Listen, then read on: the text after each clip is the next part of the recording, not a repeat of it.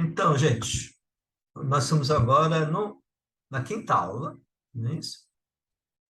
Ah, as duas primeiras aulas foi um pouco em torno da história e a experiência da opção pelos povos, essa questão ética, da indignação ética, e retomamos essa discussão, aprofundamos isso no terceiro capítulo, terceira aula, e na quarta aula discutimos etapa. Visto que Deus não quer, e e a gente então encontrar as causas ou as origens históricas, já que não é da vontade de Deus e não é destino, o que é do destino ou da vontade de Deus, não tem conversa. Você está errado a querer mudar. Essa discussão volta ao problema hoje, recentemente, quando na campanha da fraternidade da Igreja Católica coloca a fome como um tema central, o pessoal conservador diz, não, você está dizendo que Deus não está no controle da história. Porque se fome é algo que precisa modificar, se cria um problema para mudar a sociedade, você está dizendo que Deus não está no controle da história. Ou você está dizendo que não existe karma organizando toda a vida da história, das reencarnações, etc. Então, só tem sentido discutir as causas históricas do sofrimento social, sofrimento não individual, mas do produto social, só faz sentido se você diz, olha, não existe destino, e esse sofrimento não é nem do destino, nem de uma lei kármica do universo, ou da vontade de Deus. Pronto, tudo bem? Daí que o Buda vai repensar o conceito de karma, né? E Bíblia vai chamar outra ideia de por que Deus está agindo na história desse jeito. E agora, e uma das coisas que nós falamos no quarto capítulo, quarta aula, desculpe, que é importante, é a passagem de uma concepção filosófica do que por que o sofrimento. Você tem conceitos mais ou menos eternos, né? É no mundo moderno que começa a discutir as questões históricas, as causas históricas, e aí introduz ciências sociais modernas. Tá? De uma certa forma, a gente encontra isso na Bíblia, com os profetas. Tá? Mas ainda está meio misturando o que Deus quer e as questões mais, o que a gente chama de ciências sociais. Tá? Só para localizar. Então, a teologia de libertação vai usar ciências sociais modernas. Tá? E aí depois nós falamos, escolhe entre a escola sociológica mais funcionalista e mais dialética, que acha que não basta só ver o que está funcionando, mas é preciso transformar, né? Isso vai marcar um dos métodos da teologia de libertação. Tá. O segundo passo é o chamado mediação hermenêutica. Tá? E aí, então, nós começamos uma coisa complicadinha, tá? E fica um pouco mais filosófica, né? Mas vamos ver se a gente consegue trabalhar isso. Primeiro, a palavra hermenêutica, mediação hermenêutica, a palavra mediação hermenêutica é assim, mediação não dá para ver diretamente. Você precisa de um meio, tá? Como eu falei na aula semana passada, né? Você não precisa de ciência se basta olhar com os olhos. Quando olhar a visão não dá conta, é que você precisa de teorias. Tá? Isso claramente você basta olhar assim. De manhã, onde é que o sol nasce? No leste. Onde está no meio-dia? No topo. E onde está a tarde? Está no oeste. Pronto. Isso significa que a Terra está no centro e o Sol gira em torno da Terra. Isso. O mundo acreditava nisso desde que começou a olhar o céu até mais ou menos século XVI, XVII, e ainda tem gente que não concorda com a ciência, isso é bobagem da ciência, é invenção, né? Porque, de fato, o que a gente vê é que a Terra é o centro. Só que as coisas não funcionam, não consegue explicar por que, que as estrelas mutam, por que, que tem o Sol desaparece atrás da Lua de vez em quando, né? Eclipse.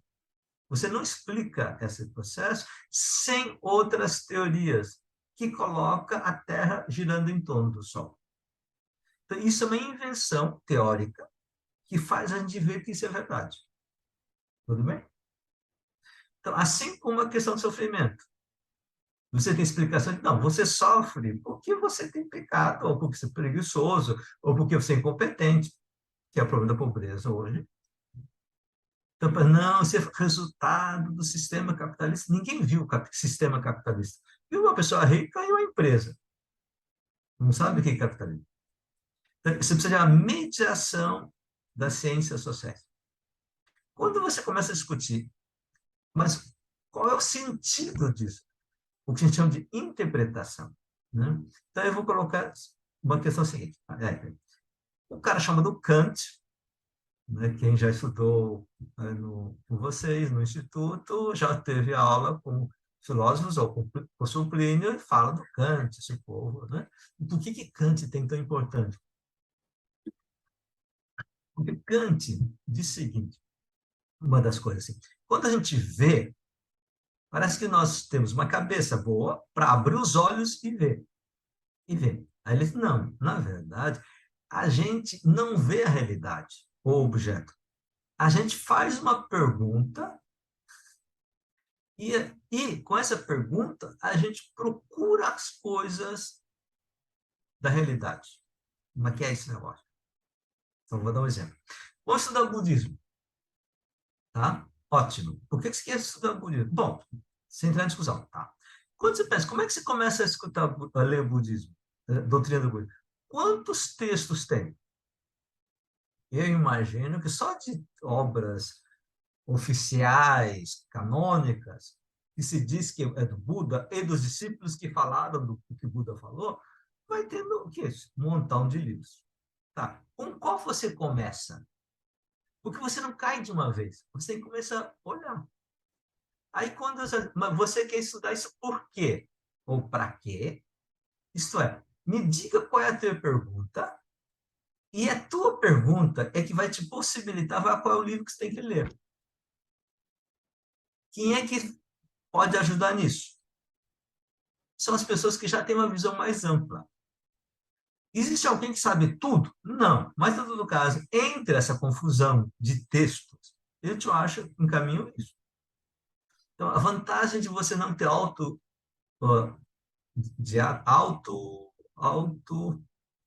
como é que é? Esqueci a palavra.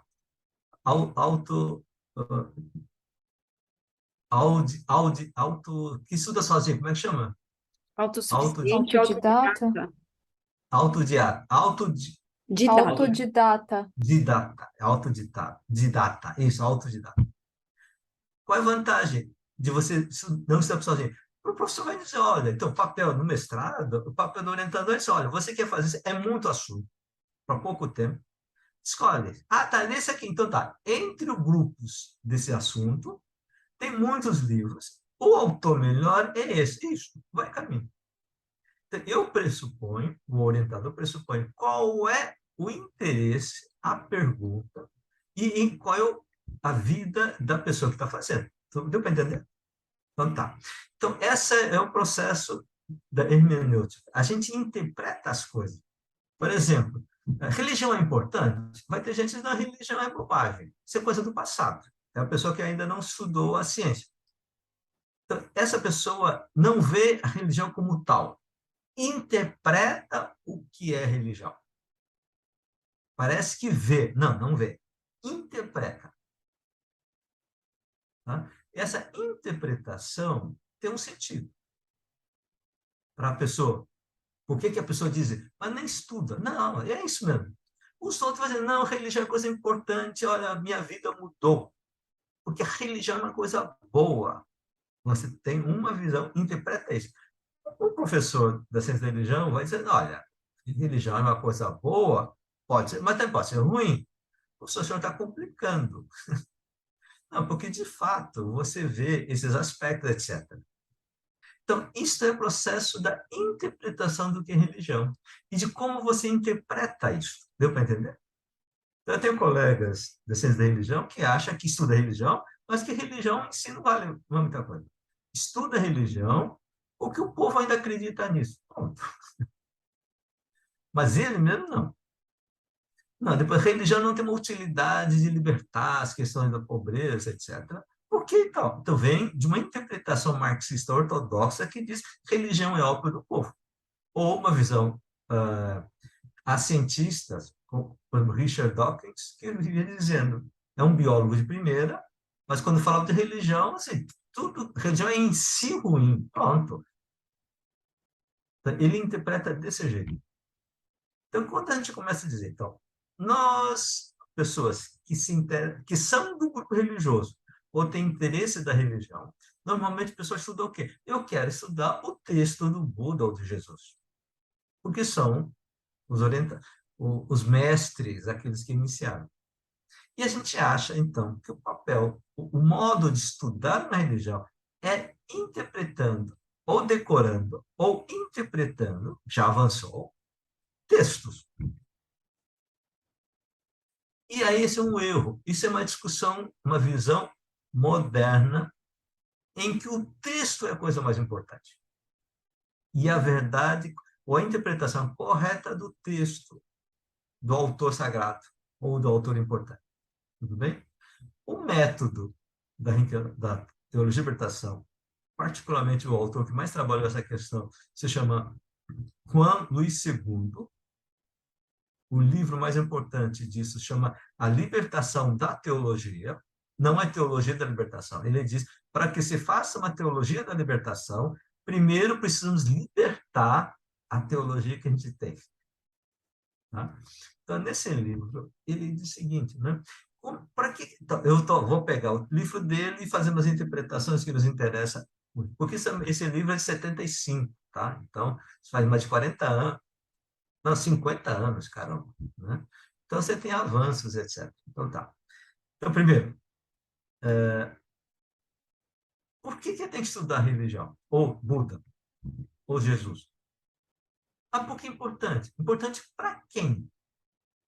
Ah, importante para mim ou importante para esta comunidade que eu quero entrar ou estou dentro. Ótimo. Então, toda preocupação, pergunta que te leva a uma interpretação sobre o texto do passado, texto sagrado, tem uma pergunta primeira e uma intenção nossa. Está claro isso? Então, para você entender como se dá ou interpreta corretamente o texto, o primeiro passo é perguntar, interpretar qual é o meu mundo e qual é o meu interesse.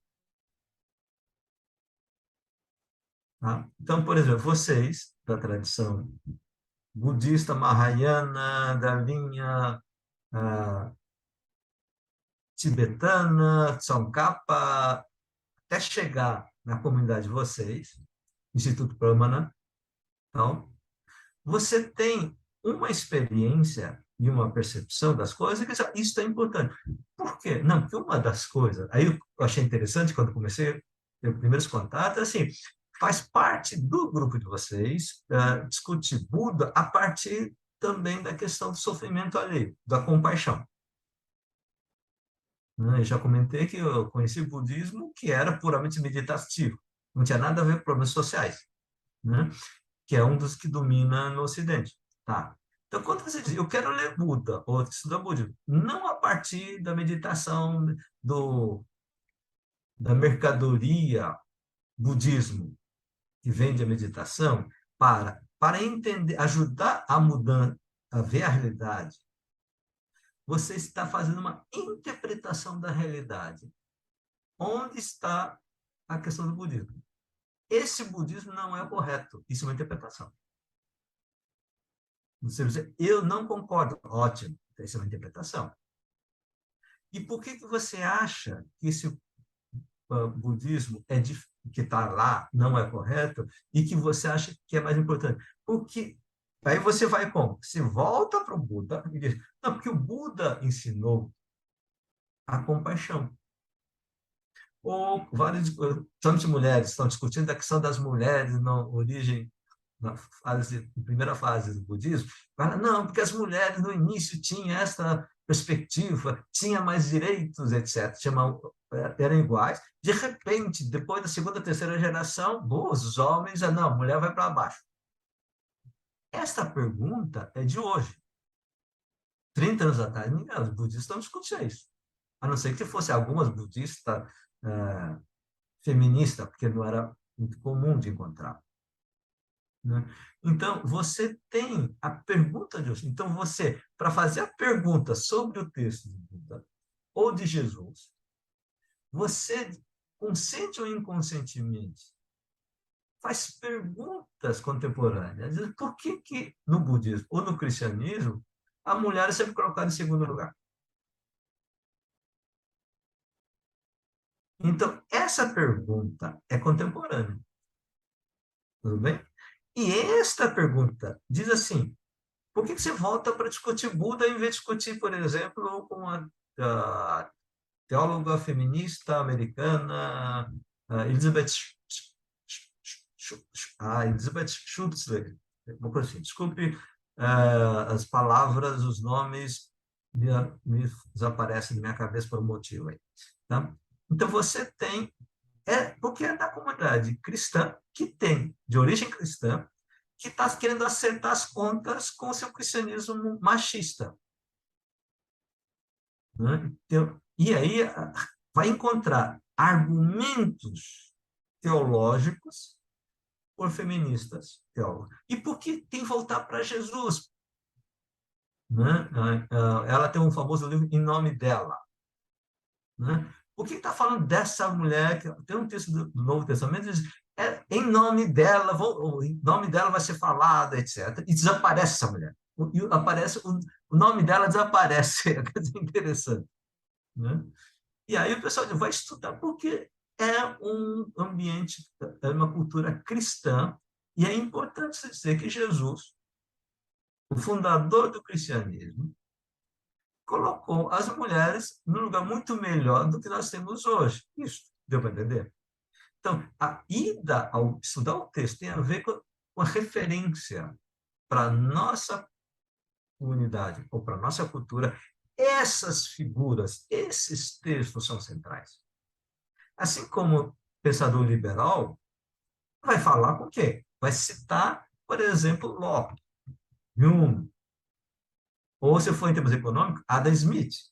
E se for neoliberal, volta lá de estudar Hayek e von Mises. Por quê? Não, porque eles são os caras, é como se são os iluminados.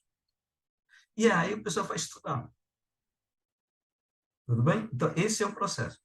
Então, nessa discussão, começar assim, o ponto de partida é a pessoa que tem interesses e preocupações, perguntas sobre situação atual, e a partir disso vai ao texto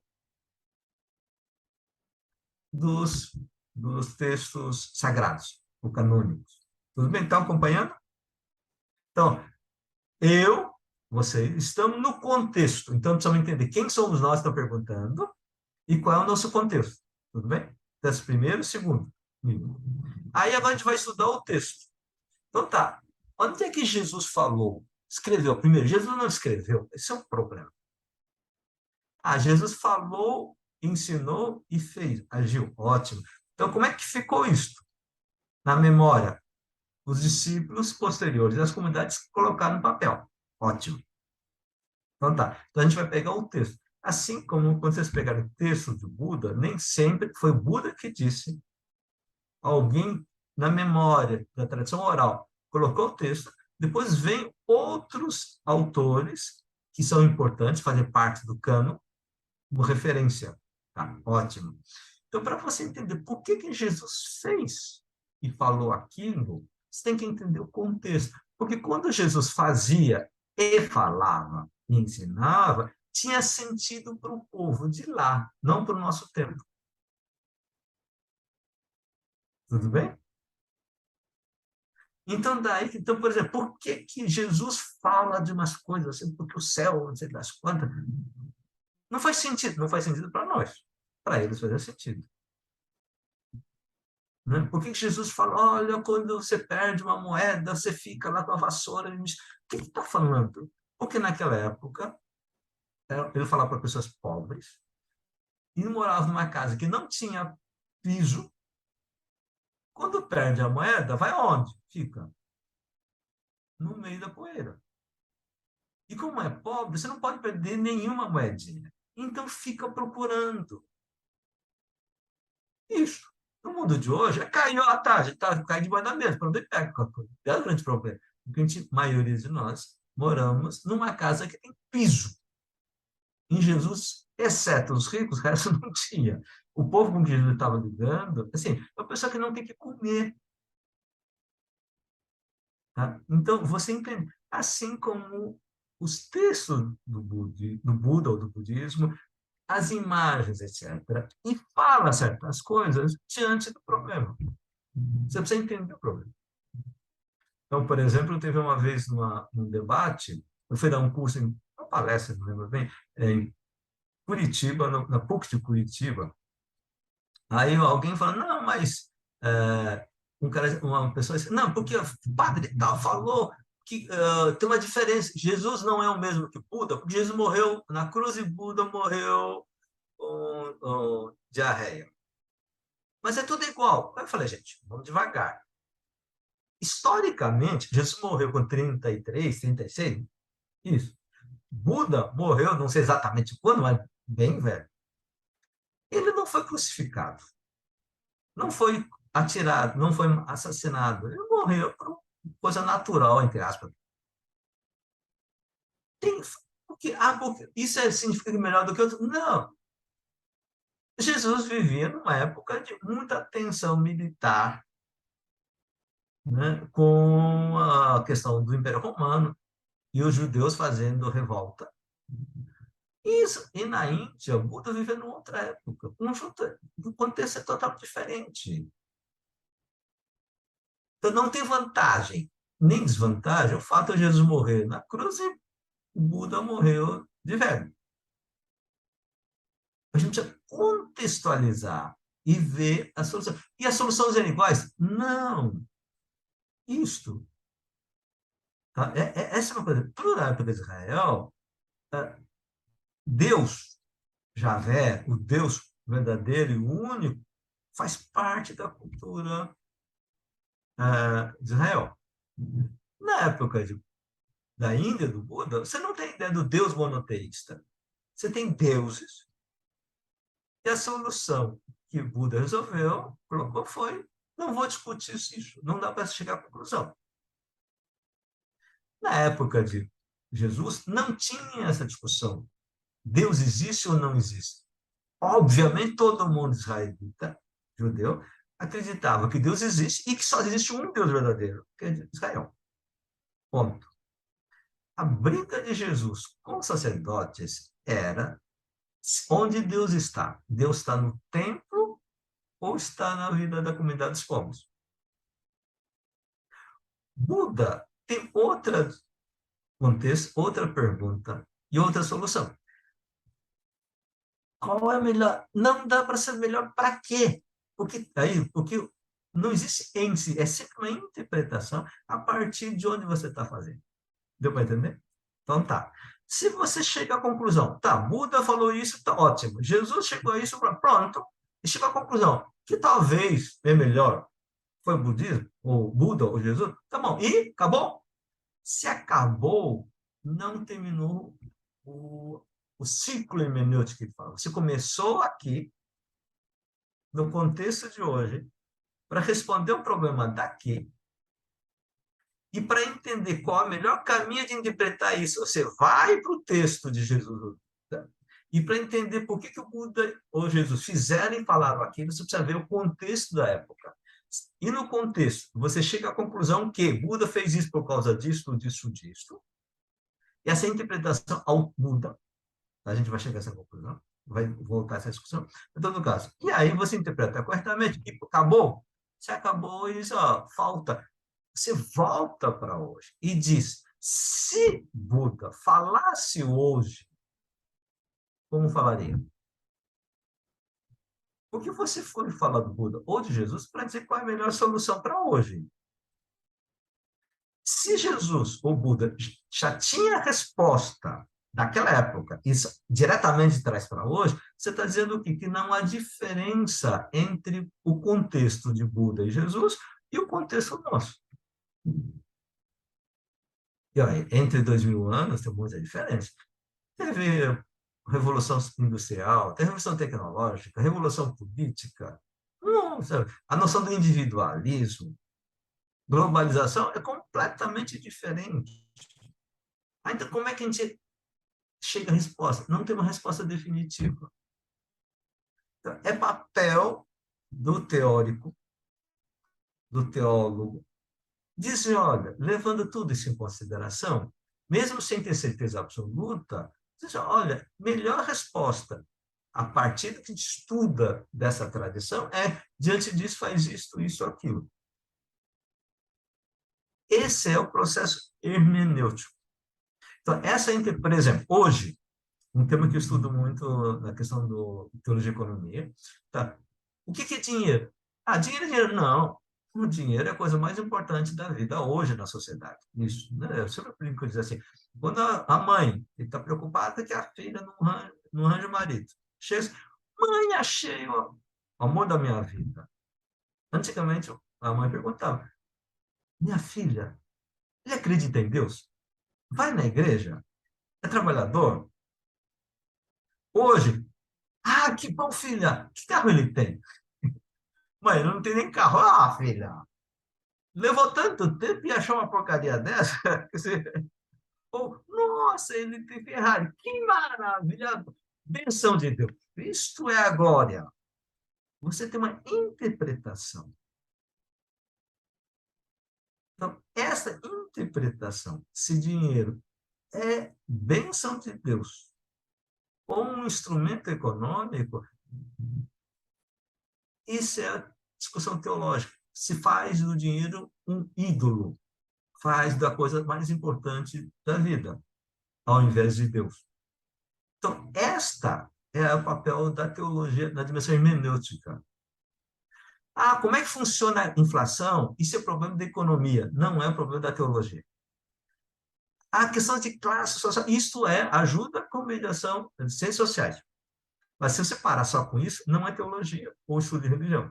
Estudo de religião é isso, numa sociedade marcada por classe, onde o dinheiro é, etc., etc., interpreta que os valores fundamentais, as interpretações sobre o que é importante na vida, hoje é dinheiro, isto é mediação hermenêutica. Deu para entender?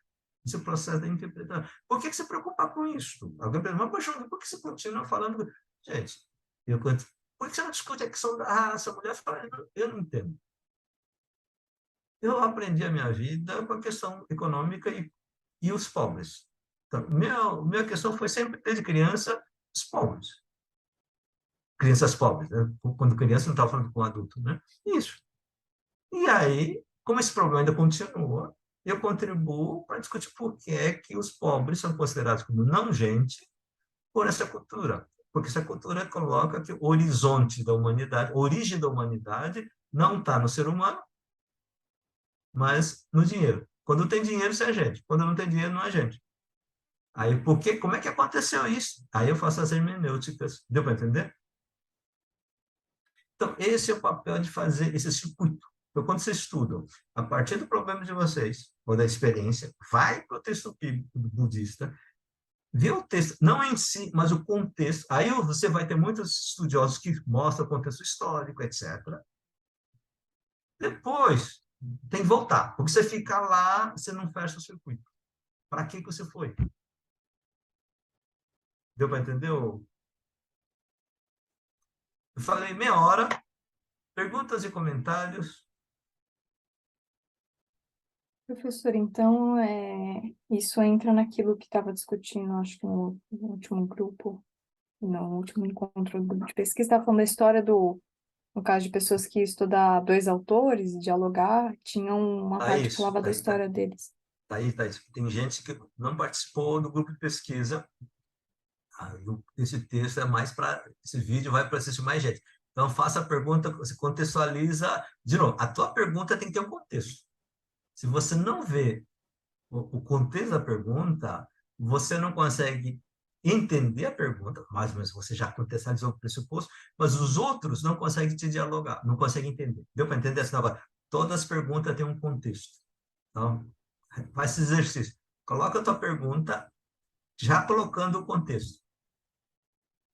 No caso, em uma pessoa que vai discutir o pensamento a respeito de um objeto com dois autores diferentes. Ele Hum, precisa descrever a história, o pensamento com quem aquele autor estava discutindo hum, aqui e também depois do outro, para hum. depois ele dialogar, que entra nessa Tá. questão de contextualizar.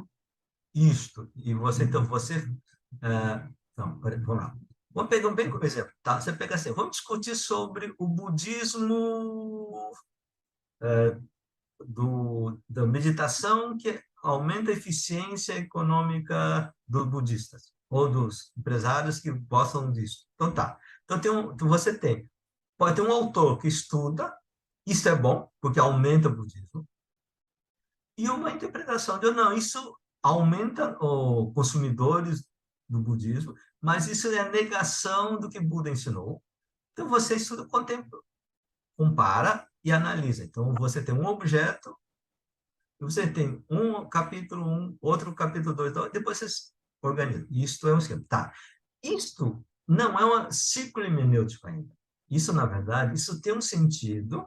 Aí eu vou dizer, esta parte está dentro de uma lógica. Então, se você, no projeto de qualificação, tá? Que você vai aprender também isso, você vai dizer assim, qual é o teu tema? Esse é o tema. Por que é que você tem que discutir isso? Aí você, então, normalmente, você faz uma biografia. Diz, olha, eu era assim, não era budista, fiquei budista, estudei biologia, mas descobri que a biologia não me realiza. Início eu quero estudar budismo, mas o budismo voltado com o quê? A questão. Aí você faz toda uma história. Isso, você contextualiza. Aí, daí você falou do consumismo, do desejo, isto. Então, aí você vai contextualizar. Tá? Aí você faz a análise, então, aí apresenta o objeto do que está estudado, que é a interpretação sobre o budismo, na perspectiva do consumo. O budismo como mercadoria e o consumido pelo mercado religioso.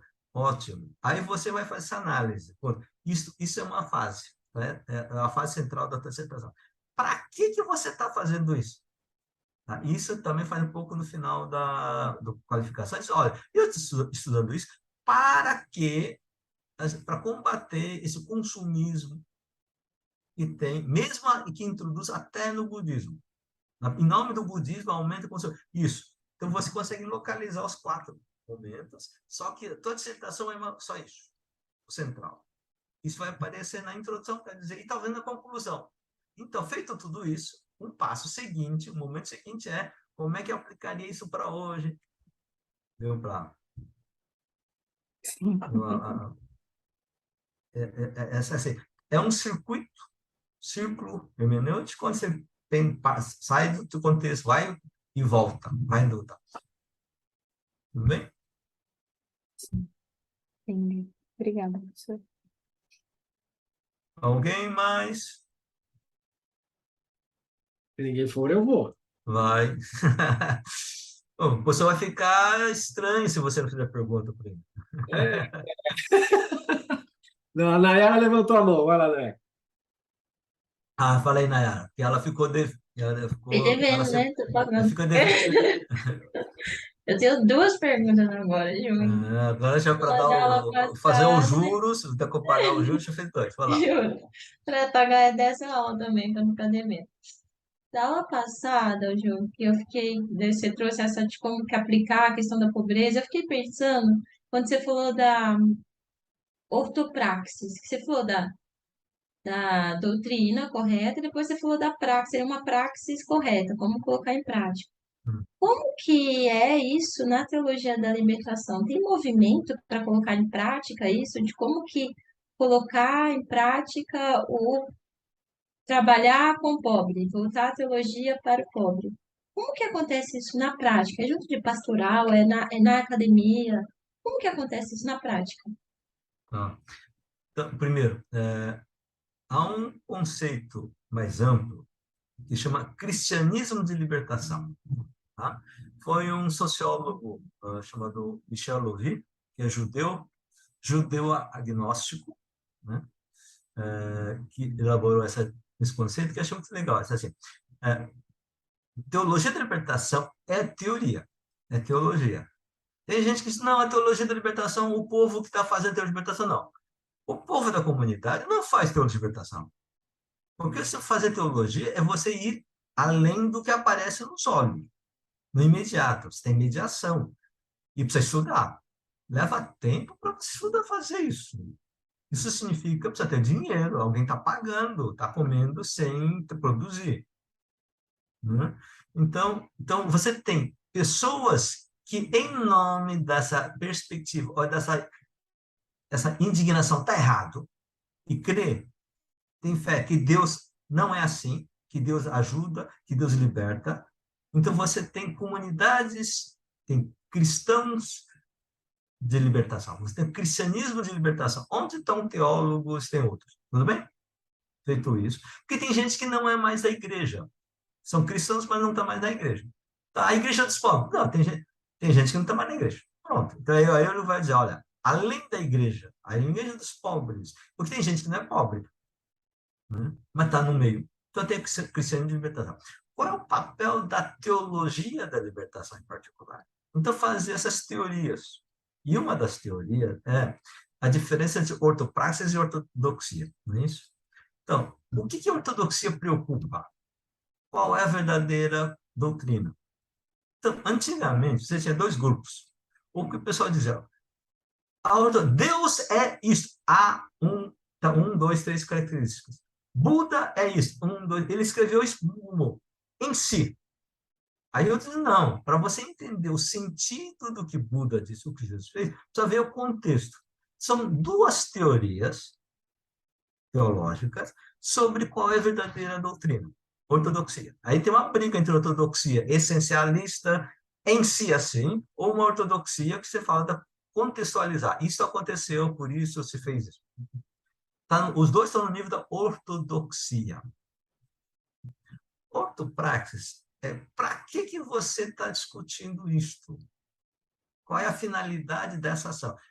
Que é por exemplo, vocês querem ampliar ou fazer nascer um budismo engajado, humanista, de libertação? Isso é na linha de assim, que expresse a compaixão que o Buda ensinava nas práticas sociais e na dinâmica social.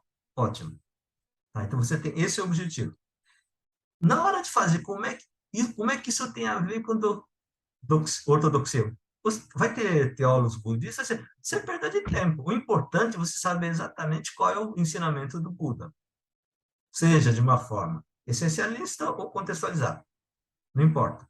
Vocês vão dizer, não. O importante é a gente viver a experiência ou essa prática de compaixão movido pelo que nós ensinamos, aprendemos do Buda. Então, a prioridade e o ponto de partida é a indignação e a prática. Daí a ortopraxis. Para fazer ortopraxis, você precisa de doutrinas. Mas não a doutrina em si da ortodoxia, mas um ensinamento que está conectado com a prática. Então, você tem da ortopraxis, você chega à ortodoxia, mas não a ortodoxia separada das práticas. Deu para entender a diferença? Então, você tem a ideia do... Daí uma coisa importante, né? Se você muda a prática, descobre que sofrimento social faz parte da preocupação, da compaixão do Buda, isso altera o ensinamento sobre Buda, a interpretação do Buda. Porque na visão ortodoxa, que não conecta com o problema de hoje, vai dizer, não, o sofrimento do Buda é fundamentalmente individual. ou pequenos grupos. Tá. Aí disse, não, peraí. Se a gente inspirar-se no que Buda ensinou no dia de hoje, no contexto de hoje, entendendo as teorias sociais e que o mundo mudou, a minha interpretação do Buda muda. Então, a doutrina, o ensinamento sobre qual é o ensinamento de Buda muda. Se não muda, você não fez o ciclo hermenêutico completo ou não fez a ortopraxe, a partir da ortopraxe. Ah, não, mas o Buda não teve essa experiência. Sim, daí que você disse. Se Buda estivesse hoje, faria isso. Ah, tá, mas como assim? Como é que justifica isso? Aí o exemplo é Dalai Lama. Ele estudou pra caramba todo o processo, a tradição histórica, etc. E disse, hoje o mundo mudou e os grandes desafios do sofrimento têm a ver com a desigualdade social e a crise ambiental. Então, isto é uma nova ortodoxia a partir do ciclo hermenêutico que nasce da prática. Deu para entender? Obrigada, Ju, ficou muito mais claro. Obrigada. Nós estamos fechando quase 45 minutos. Plínio queria fazer a... Não dá tempo. É melhor, Jungs. Acho que não vai dar tempo de fazer a pergunta, porque não É muito grande? é grande. Faz curta. Então tá, curta é assim. Nós temos a teoria da dependência, a teoria do desenvolvimento. Depois nós temos o materialismo, análise do materialismo histórico. Depois nós temos a questão do marxismo-leninismo. Depois nós temos a questão do weberianismo, entrando na teologia da libertação. São fases, né? Fases da mediação socioanalítica. Tudo bem? Isso, Só para mediação. dar detalhe. Isso, a visão. Mediação socioanalítica, a visão.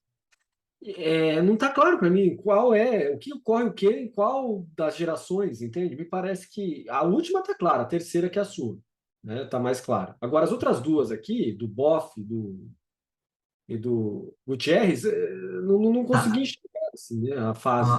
Tá, ótimo. Então, tá. Aí vou fazer uma pergunta assim. Isso é bem assim. Então, entre essa quantidade de informações que você está tendo como referência, qual é a pergunta? Tudo bem? A pergunta é Aí, como. não. Eu entendi a tua pergunta, tá? Tá, Então, eu estou colocando. Então, essa pergunta está dentro de um contexto grande, tudo bem? Onde você coloca Rinkelame, Dussel, Assmann, Jung, de um lado, depois você tem a questão Gustavo Gutierrez, que tem uma escola diferente, de uma linha diferente do Leonardo Boff, e onde é que entra o marxismo, teoria da dependência, desenvolvimentismo, weberianismo. Weberianismo, na verdade, aparece, o Rinkelame usam alguma coisa de Weber junto com Marx, tá, ótimo. Mas, tá, para que serve essa pergunta? Essa é a discussão da coisa que eu falei. Quando você vai fazer uma medição hermenêutica, você precisa perguntar qual é a pergunta. Pergunta finalidade, com a finalidade de qual praxis. Deu para entender? Então, diz, olha, você tem, eu discuto teologia da economia, etc., com a finalidade de ajudar a superar a pobreza que o capitalismo gera. Ótimo. Você diz, olha, você tem uma preocupação importante de que como aprender a fazer da teologia da libertação um caminho para um método, um modelo, para pensar um budismo engajado de libertação humanista. Ótimo. Tudo bem? Qual é a pergunta e interesse desta classe, desta aula?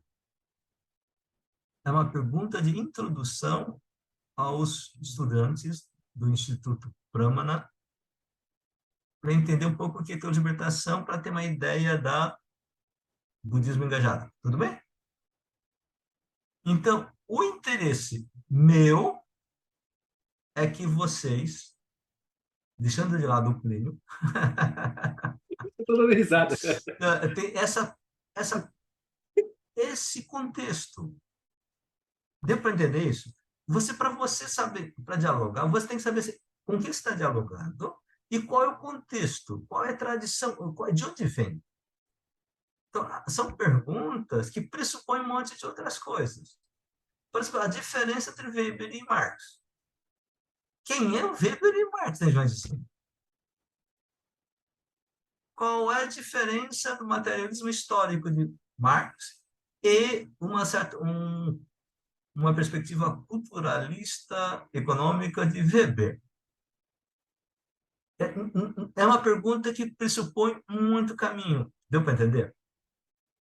Então, aí para uma preocupação pedagógica, porque toda hermenêutica é um processo de aprendizagem, o processo de aprendizagem é pedagógico. Não vou responder, porque aí vai complicar, sai da coisa. Agora, se eu tiver uma hora de conversa só com o Plínio e alguma outra pessoa que está querendo entender e que não faz parte do objetivo do curso 10 encontros de introdução à teoria da libertação, a gente gasta isso. Deu para entender? Isto é a discussão da ortopraxis. A gente não estuda as coisas em função do que a coisa é em si, mas em função da prática dos objetivos de melhorar a vida das pessoas. Deu para entender? Então, daí, assim, é muito importante. Religião tem uma dimensão pedagógica. Religião que não ajuda você a melhorar, ter uma vida melhor, uma pessoa melhor, não tem utilidade. Tudo bem? Fechamos? Fazemos 10 minutinhos de intervalo, eu vou comer alguma coisa e tal, e a gente volta 4. Não, isso para quem está assistindo agora